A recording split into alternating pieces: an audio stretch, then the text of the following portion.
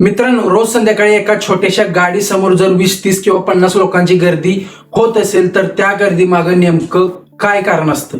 मोठं दुकान, महागडी सजावट की हजारो रुपयांची मशिनरी? नाही, कधी कधी एक फक्त छोटा स्टॉल, चविष्ट भेळ आणि ग्राहकांचा विश्वास एवढंच पुरेसं असतं. आणि म्हणूनच आजचा व्यवसाय आहे भेळ सेंटर. पण थांबा, भेळ विकणे सोपं आहे, पण भेळचा व्यवसाय फायदेशीर पद्धतीने उभा करणे ही खरी कला आहे. या व्हिडिओमध्ये आपण पाहणार आहोत भेळ सेंटर सुरू करण्यासाठी काय लागते, सुरुवातीची गुंतवणूक किती असू शकते, माल कोणता लागतो, ग्राहक कसे वाढवायचे आणि सर्वात महत्त्वाचं एक छोटं भेळ सेंटर हळूहळू मोठ्या व्यवसायात कसं बदलू शकतो. म्हणून मित्रांनो, व्हिडिओ शेवटपर्यंत नक्की पहा. भारतामध्ये स्ट्रीट फूडची मागणी मित्रांनो मोठी आहे आणि त्यामध्ये भेळ हा असा पदार्थ आहे जो लहान मुलांपासून मोठ्यांपर्यंत अनेकांना आवडतो. भेळची खासियत म्हणजे ती फक्त एक पदार्थ नाही, तर त्यामध्ये ग्राहकाला आपल्या आवडीनुसार मित्रांनो चव निवडता येते. कमी तिखट भेळ असेल, जास्त तिखट भेळ असेल, जास्त शेव, जास्त चटणी, जास्त कांदा आणि हाच कस्टमायझेशनचा फायदा मित्रांनो व्यवसायाला मोठ्या प्रमाणावर मिळतो. पण या व्यवसायात सर्वात महत्त्वाची गोष्ट म्हणजे लोकेशन. तुमचा स्टॉल जिथे असेल तिथे लोकांची ये जा जास्त प्रमाणात असेल तर मित्रांनो शाळा, कॉलेज परिसर असेल, जसे मार्केट असेल, ऑफिस परिसर असेल, बस स्टॉप असेल, बाग परिसर असेल, पर्यटन स्थळ असेल किंवा संध्याकाळची जिथे जास्त गर्दी होते असे जर ठिकाण असेल मित्रांनो, तर भेळ सेंटरला तिथे जास्त ग्राहक मिळण्याची मित्रांनो शक्यता जास्त असते. मित्रांनो, आता एक महत्वाची गोष्ट, फक्त एकच भेळ विकून थांबायचं नाही. तुमच्या सेंटरवर सुरुवातीपासूनच खूप मोठा मेनू ठेवण्याची गरज नाही, पण काही लोकप्रिय जे पदार्थ आहेत मित्रांनो ते तुम्ही जर ठेवले तर ग्राहक मित्रांनो वाढण्याची शक्यता खूप जास्त असते. आता तुम्ही भेळ सोबत काय ठेवू शकता? मग शेवपुरी असेल, दहीपुरी असेल, पाणीपुरी असेल, रगडापुरी किंवा कॉर्न भेळ असेल, स्पेशल चीज भेळ असेल आणि तुमची स्वतःची सिग्नेचर भेळ एखादी स्पेशल असेल, यामध्ये एखाद्या पदार्थाला वेगळी चव दिली आणि ग्राहकाला ती आवडली तर तो ग्राहक तुमच्या दुकानाची ओळख बनू शकतो. म्हणून लक्षात ठेवा, मेनू मोठा करण्यापेक्षा मित्रांनो टेस्ट मोठी करा.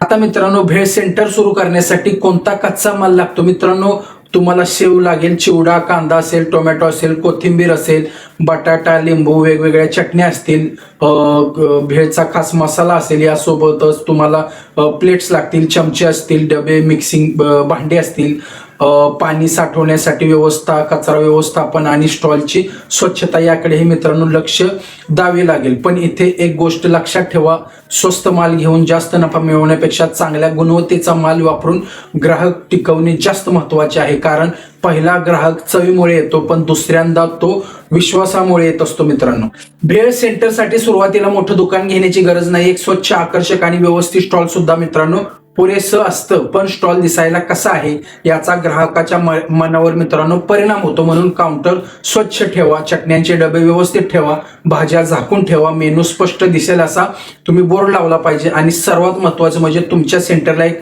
लक्षात राहणार मित्रांनो नाव द्या. जसं स्पेशल मुंबई भेळ असेल, झकास भेळ सेंटर किंवा आपली भेळ किंवा तुमच्या भागाच्या नावावर आधारित किंवा एखादं ब्रँड नेम असेल. कारण आज छोटा स्टॉल असला तरी उद्या तोच मित्रांनो मोठा ब्रँड बनू शकतो. मित्रांनो, आता भेळ सेंटर सुरू करण्यासाठी किती पैसे लागतील याचं एक निश्चित उत्तर नाही, कारण खर्च तुमच्या स्टॉलचा आकार, जागा, उपकरणे आणि व्यवसायाच्या पद्धतीने मित्रांनो अवलंबून असतो. जर तुम्ही अगदी छोट्या स्तरावर सुरुवात केली तर खर्च तुलनेने मित्रांनो कमी ठेवता येऊ शकतो. तर आकर्षक स्टॉल, चांगली ब्रँडिंग, अधिक उपकरणे आणि दुकानाची जागा घेतल्यास गुंतवणूक मित्रांनो वाढू शकते. सुरुवातीला दुकानावर सगळे पैसे खर्च करू नका. प्रथम छोट्या स्तरावर व्यवसायाला सुरुवात करा. ग्राहकांची प्रतिक्रिया पहा, कुठली भेळ जास्त विकते ते समजा, कुठल्या वेळेला गर्दी होते ते पहा आणि त्यानंतर मित्रांनो व्यवसाय वाढवा. मित्रांनो, भेळ सेंटरमध्ये नफा वाढवायचा एक मोठा मार्ग आहे ॲव्हरेज बिल व्हॅल्यू वाढवणे. समजा ग्राहक फक्त एक साधी भेळ घेऊन जातो, पण त्याच ग्राहकाला तुम्ही व्यवस्थित मेनू समजून दिला तर तो शेवपुरी, दहीपुरी किंवा दुसरा एखादा पदार्थही मित्रांनो घेऊन जाऊ शकतो. म्हणजे ग्राहकांची संख्या न वाढवता प्रत्येक ग्राहकाकडून होणारी मित्रांनो विक्री वाढवता येते. मित्रांनो, तुम्ही कॉम्बो ऑफर देखील देऊ शकता. उदाहरणार्थ भेळ, शेवपुरी किंवा 2 पदार्थांचा स्पेशल कॉम्बो असेल, प्रीमियम आयटम जसे की चीज भेळ असेल, स्पेशल मसाला भेळ किंवा तुमच्या सेंटरची सिग्नेचर भेळ. पण प्रत्येक किमती तुमच्या स्थानिक बाजारातील ग्राहकांची क्षमता आणि तुमचा खर्च लक्षात घेऊन मित्रांनो ठरवली पाहिजे. फक्त स्वस्त विकायचं नाही, व्हॅल्यू द्यायची. व्यवसायात नवीन ग्राहक मिळवणे महत्वाचे आहे, पण त्याहूनही महत्वाचे आहे रिपीट कस्टमर. मित्रांनो, ग्राहक तुमच्याकडे परत काय येईल? चव चांगली असेल म्हणून, स्वच्छता असेल म्हणून, वागणूक चांगली असेल म्हणून आणि प्रत्येक वेळी टेस्ट जवळपास समान असेल म्हणून. आज ग्राहक आला आणि अप्रतिम भेळ मिळाली तर उद्या त्याच ग्राहकाला चव बदललेली मिळाली तर तो दुसरीकडे जाऊ शकतो. म्हणून प्रत्येक पदार्थाची रेसिपी निश्चित ठेवा, मसाल्यांचे प्रमाण ठरवा, चटणीची चव कन्सिस्टंट ठेवा आणि ग्राहकांशी नेहमी मित्रांनो नम्रपणे बोला, कारण ग्राहक फक्त भेळ खात नाही, तो मित्रांनो अनुभव घेऊन जाऊ शकतो. आजच्या काळात मार्केटिंग करण्यासाठी लाखो रुपये खर्च करण्याची गरज नाही. तुमच्या मोबाईल मधून मार्केटिंग सुरू करू शकता. तुमच्या भेळची आकर्षक रील बनवा, भेळ तयार करताना स्लो मोशन व्हिडिओ करा, चटणी टाकतानाचा क्लोजअप घ्या, ग्राहकांचे रिएक्शन व्हिडिओ घ्या आणि ते स्पेशल सोशल मीडियावर मित्रांनो तुम्ही पोस्ट करू शकता. जसं व्हॉट्सअप असेल, इंस्टाग्राम असेल, युट्यूबवर तुम्ही स्पेशल आयटम दाखवा. तुमच्या दुकानाचं लोकेशन लोकांना सहज सापडेल अशी ऑनलाईन प्रेझेन्स तयार करा. आणि एक गोष्ट नक्की करा, तुमच्या भेळची एक अशी खासियत तयार करा जी इतर कुठेही मिळणार नाही मित्रांनो, कारण युनिक टेस्ट म्हणजे तुमची फ्री मार्केटिंग असते. पण या व्यवसायात काही चुका तुमचा व्यवसाय सुरू होण्याआधीच बंद करू शकतात. पहिली चूक म्हणजे जागा निवडताना फक्त कमी भाडं पाहणे. दुसरी म्हणजे स्वच्छतेकडे दुर्लक्ष करणे, खराब किंवा कमी दर्जाचा कच्चा माल वापरणे, प्रत्येक ग्राहकाला वेगवेगळी चव मिळणे, फक्त स्वस्त किंमत ठेवून स्पर्धा करणे. आणि सहावी म्हणजे मित्रांनो ग्राहकाला फक्त पैसे समजणे. ग्राहकाला महत्व दिलं तर तो ग्राहक तुमचा प्रचार करतो, त्याच्या मित्रांना सांगतो, कुटुंबाला घेऊन येतो आणि हळूहळू तुमचा मित्रांनो व्यवसाय वाढतो.